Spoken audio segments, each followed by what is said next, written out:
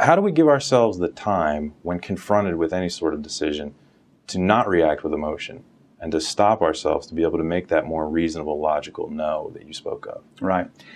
I think the key is in our response.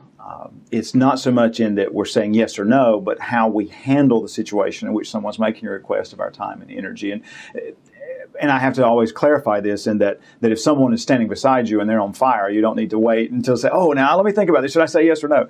But I think too often we do respond too quickly with a yes or something.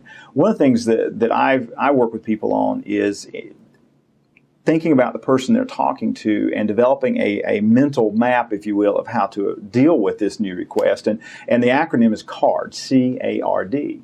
And one of the first steps that I'll ask them, I'll say, okay, think about the person making the request. What percentage of your daily workload or your current workload would you say they understand? It's always funny in training programs because we'll get people go 20% or 30%.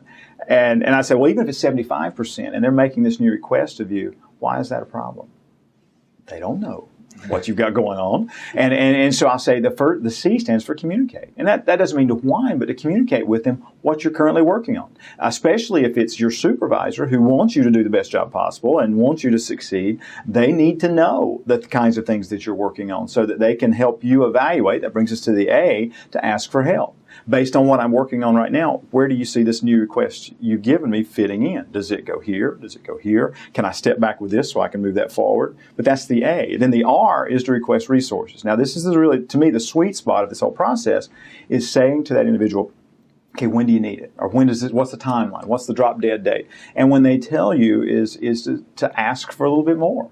If they need it this afternoon, see if you can get it tomorrow morning. Now, you might be able to get it done this afternoon, but maybe they're one of those 1 in a million people that don't have any interruptions, but that gives them a little leeway, if you will, to get that task accomplished. If they say 30 days, could you make it 45? You may still get it done in 30 days, but at least you have the opportunity to have some room in case something else comes along, an urgent and important request that's made. The D is determine next steps. I think we've got to close the loop.